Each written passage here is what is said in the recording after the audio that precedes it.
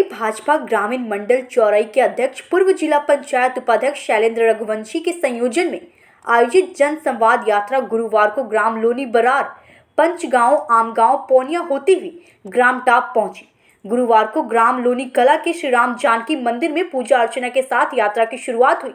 तीसरे दिन की यात्रा की शुरुआत के अवसर पर भाजपा के लोकसभा प्रभारी अशोक यादव, पूर्व मंत्री चौधरी चंद्रभान सिंह, पूर्व विधायक पंडित रमेश दुबे, वरिष्ठ नेता राजेश बैस चांद, नगर परिषद अध्यक्ष दान सिंह पटेल, उपाध्यक्ष देवेंद्र पटेल विशेष रूप से उपस्थित हुए। सभी नेताओं ने केंद्र और राज्य सरकार की उपलब्धियां बताते हुए कार्यकर्ताओं की योजनाओं का लाभ प्रत्येक व्यक्ति तक पहुंचाने की अपील की।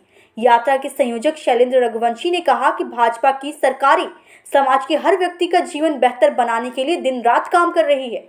उन्होंने स्वर्णिम मध्य प्रदेश बनाने के लिए आम लोगों से भी भाजपा के साथ कंधे से कंधे मिलाकर चलने की अपील की।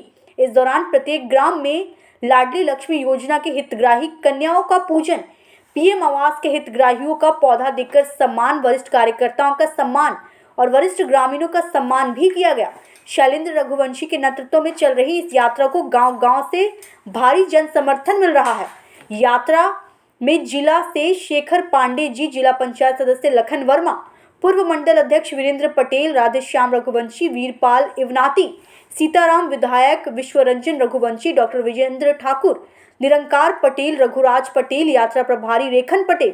इस विषय को लेकर जब हमारे संवाददाता ललित रघुवंशी ने ग्रामीण मंडल चौरई के अध्यक्ष जिला पंचायत उपाध्यक्ष शैलेंद्र रघुवंशी जी से बात की तो उनका क्या कहना था। छिंदवाड़ा से ललित रघुवंशी की रिपोर्ट। ये जो जन संवाद यात्रा आपके द्वारा निकाली गई है, इसका प्रारंभ कब हुआ है, इसका समापन कब होगा और आज कौन सा दिन है, इसका मुख्य उद्देश्य क्या है? भारतीय जनता पार्टी जन संवाद यात्रा 16 तारीख को कपुरदा के मातृधाम से इसका शुभारंभ हुआ था। माननीय पंडित रमेश दुबे जी, चौधरी चंद्रभान सिंह जी और हमारे जिले के प्रभारी नरेश दिवाकर जी ने इस यात्रा को हरी झंडी दिखा करके, और अजब सिंह लोधी जी हमारे वरिष्ठ नेता, उन्होंने हरी झंडी दिखा करके इस यात्रा का शुभारंभ किया था। और लगातार 16 तारीख से यह यात्रा गांव-गांव तक भ्रमण कर रही है। और इस यात्रा का मुख्य उद्देश्य ये है कि जो शासन की, मध्य प्रदेश शासन की और केंद्र शासन की जो योजनाएं हैं, उन योजनाओं को हमको जन जन तक पहुंचाना है कि कोई भी व्यक्ति उनसे छूटे ना। इसलिए हम उनके हितग्राहियों को बुला करके मंच पर सम्मान कर रहे हैं। साथ ही भारतीय जनता पार्टी के उन सभी कार्यकर्ताओं का जिन्होंने भारतीय जनता पार्टी के वृक्ष को उस गांव में लगा करके और उसको बड़ा किया है, तो उन सभी कार्यकर्ताओं का भी हम उनका सम्मान कर रहे हैं और जनता से मिलकर के उनकी जो समस्याएं हैं उनको भी जान रहे हैं। और आने वाले समय में उस ग्राम की क्या समस्याएं हैं या उनके लिए हमें क्या काम करना चाहिए कि ताकि आने वाले समय में जो मैनिफेस्टो है उसमें हम उस गांव की जो बड़ी समस्याएं हैं उनको मैनिफेस्टो में रख करके और आने वाले समय में उनको पूरा कर सकें। इस यात्रा के माध्यम से हमारा यही प्रयास है। इसका पहले चरण का समापन 25 तारीख को चौरई के बस स्टैंड में होगा।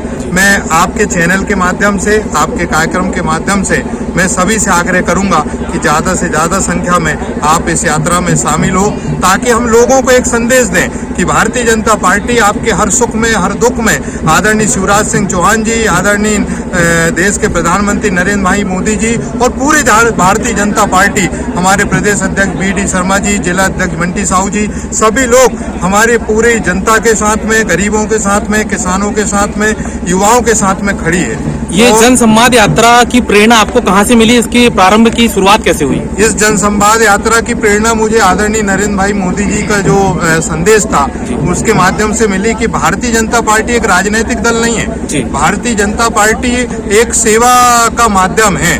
तो भारतीय जनता पार्टी के माध्यम से हम लोगों तक सेवा भाव से कैसे जो हम उनको जोड़ सकें, सेवा के माध्यम से हम उनके पास में कैसे पहुंच सकें, उनके ही संदेश को सुनकर के मेरे मन में ये आया कि हमारे क्षेत्र में हमको एक ऐसा प्रयास करना चाहिए। जैसे कि आपने कहा, जन संवाद यात्रा के माध्यम से लोगों की समस्या आपके द्वारा सुनी जाएगी। लोगों की प्रमुख समस्याएं होती हैं सड़क, बिजली और पानी। सड़क तो खैर अभी काम चल ही रहा है, कुछ जगह स्थिति बेकार है। और पानी की अगर बात करें तो किसान ही आपस में लड़ रहे हैं, नहर में इस प्रकार से पानी छोड़ा जा रहा है। साथ ही बिजली की हम बात करें तो किसानों को भी प्रॉपर तरीके से बिजली नहीं मिल पा रही है पर्याप्त। उस विषय में आपका आगे कुछ कहना रहेगा विधानसभा, लोकसभा में इस विषय का? देखिए, चूंकि सड़क पानी बिजली के लिए जो भारतीय जनता पार्टी की सरकार है जी। वो पूरी गति से इनके विकास के लिए लगे जी। हैं। अभी पेयजल की बात करें तो प्रधानमंत्री जल जीवन योजना के माध्यम से हम प्रत्येक गांव को जी। घर घर तक नल पहुंचाने के लिए, जल पहुंचाने के लिए प्रयासरत हैं। लगभग हम 75% गाँव में योजना को शुरुआत कर चुके हैं चौरी विधानसभा के। दूसरा, नहर की जो समस्या आ रही, चूंकि नहर पहली बार आई है तो उसके बाद में उसमें जो समस्याएं आ रही है हम अधिकारियों से बात करके उसका निराकरण कराने का प्रयास करेंगे। रही बात तीसरी बिजली की, तो चूंकि हमारे यहाँ क्या हुआ कि नहर माचागोरा बांध के कारण से एकदम से किसानों के जो लोड थे वो बढ़ गए, पंप बढ़ गए, तो इसलिए आने वाले समय में हम प्रयास करेंगे कि हमारे यहाँ विद्युत सब स्टेशन बढ़े, हमारे गाँव में ट्रांसफार्मर बढ़े, ताकि हमारे जो किसानों को कम वोल्टेज की और इसकी जो समस्या हो रही है हम उसका उचित निराकरण। लास्ट प्रश्न आपसे है, जो तत्कालीन अभी समस्या है किसानों को, शुगर मिल में किसानों के 5 दिन 4 दिन ट्रैक्टर खाली हो रहे हैं और वहाँ ऐसी बहुत सारी समस्याएं हो रही हैं, रेट को लेकर, पर्ची को लेकर, टोकन को लेकर, उस संबंध में आपका क्या कहना है? देखिए, गन्ना का भाव दिलाने के लिए लगातार हम लोग प्रयासरत रहते हैं। हर बार बैठक में ये चीज तय होती है। चूंकि हमारा जो गन्ने का रेट का जो भाव है वो चूंकि नरसिंहपुर और करेली में ज्यादा शुगर मिले हैं और बड़ी हैं, तो उनको देख करके हमारे यहाँ रेट तय करने का निर्णय पूरे जिला प्रशासन और पूरे जनप्रतिनिधियों के माध्यम से हुआ है। तो जो भाव नरसिंहपुर में बढ़ रहे हैं जैसे ही, वो भाव यहाँ पर किसानों को मिल रहे हैं। अब चूंकि मशीनरी वाली व्यवस्था है तो कुछ एक समस्याएं मशीनों में आ जाती हैं, तो लगातार जो इसके मिल मालिक हैं और प्रशासन लगातार रहता है कि कम से कम कट ऑफ आए, कम से कम मिल बंद रहे, लेकिन कुछ एक जो समस्या है उनका शीघ्र हम निराकरण कराएंगे। जी, धन्यवाद।